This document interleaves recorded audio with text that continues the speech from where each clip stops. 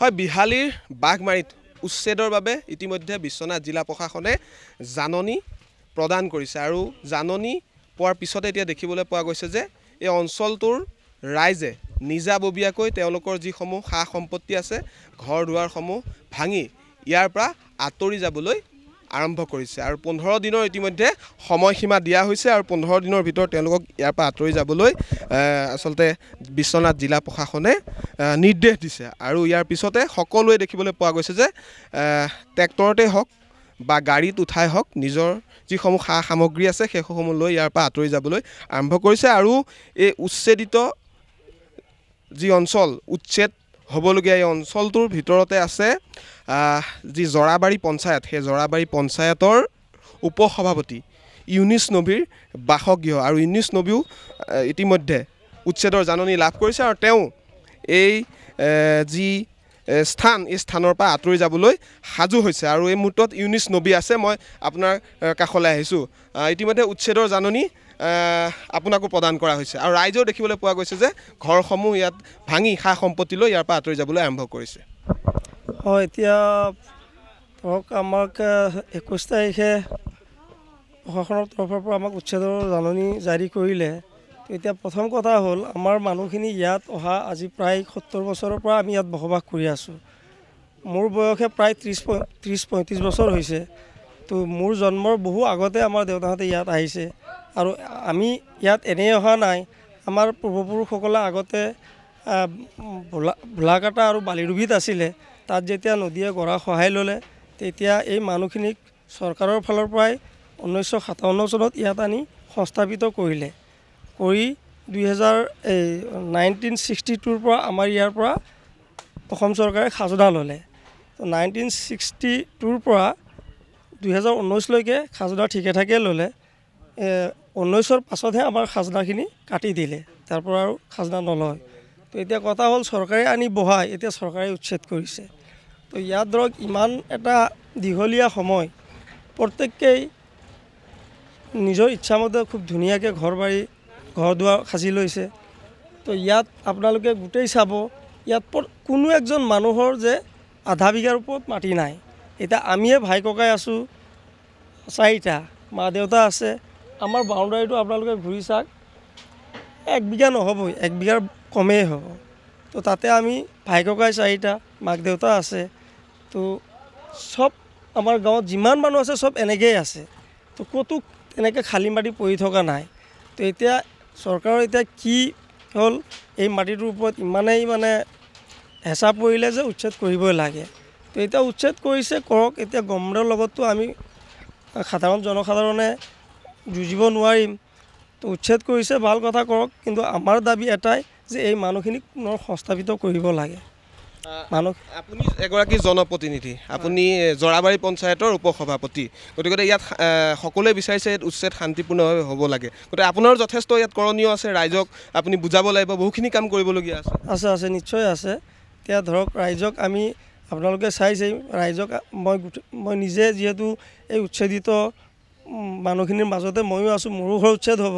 তো গতিকে মই গোটেই মানুহখিনিক লৈ আলোচনা কৰিছোঁ যে আমি কাজিয়া পেচাল কৰিব নালাগে বা আমি কোনো ধৰণৰ বাধা ক্ৰিয়েট কৰিব নালাগে আমি নিজে নিজে যদি আমাৰ বস্তু বাহিনীখিনি লৈ যাব পাৰোঁ আমাৰ কিছু বস্তু হ'লেও আমাৰ সকাহ আমি পাম তো ইয়াত তেনেকুৱা কাজিয়া পেচাল বা হুলস্থুল নহয় সেইটো আমি আমাৰ যিখিনি সমাজৰ যিখিনি মুখিয়াল মানুহ বা বয়োজ্যেষ্ঠ মানুহখিনিৰ লগতো আলোচনা কৰিছোঁ তেনেকৈ এটা পৰিৱেশ নহ'ব আমি এইটো কেতিয়াও ভবাও নাই আৰু নহ'ব তো এতিয়া কথা হ'ল আমাৰ দাবী এটাই যে এই মানুহখিনিক যাতে সংস্থাপিত কৰে এতিয়া মই নিজে এজন জৰাবাৰী গাঁও পঞ্চায়তৰ ৱাৰ্ড সদস্যৰ লগতে মই উপসভাপতি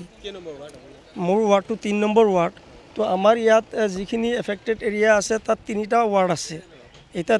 3 নম্বৰ 4 নম্বৰ আৰু 2 নম্বৰ এই 3টা ৱাৰ্ডেৰে মানুহ ইয়াত এফেক্টেড হৈছে মোৰ ৱাৰ্ডৰ কিছু মানুহ আধা সংখ্যক মানুহ গৈছে 4 নম্বৰৰো ধৰক আধা গৈছে আৰু 2 নম্বৰৰো আধা যিটো ৱাৰ্ডৰ 50% মানুহ 3টা ৱাৰ্ডৰ 50% মানুহ উচ্ছেদিত হ'ল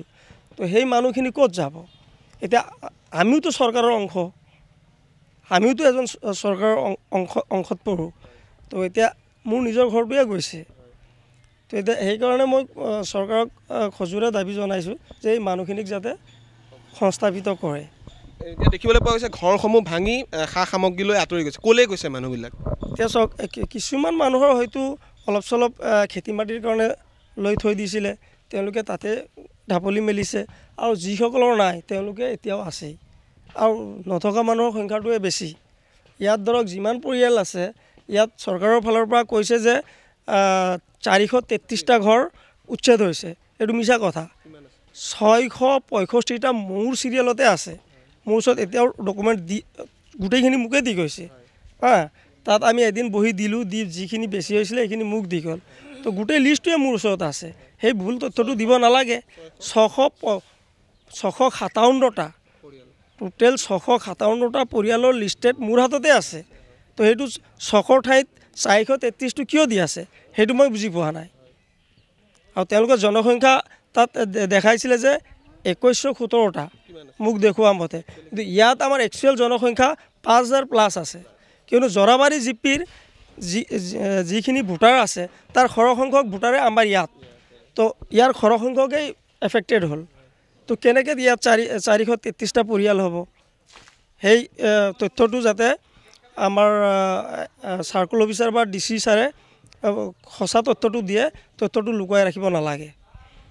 ধন্যবাদ জনাইছোঁ। আৰু এয়া আছিলে ইউনিছ নবী, আৰু এই ইউনিছ নবী হৈছে জৰাবাৰী পঞ্চায়তৰ উপসভাপতি, আৰু তেওঁৰ বাসগৃহটো আচলতে উচ্ছেদ চলিব। আৰু ইতিমধ্যে তেওঁকো এই যি নটিচ জিলা প্ৰশাসনে ইতিমধ্যে দিছে, আৰু যি 433টা পৰিয়ালক নটিচ দিয়া বুলি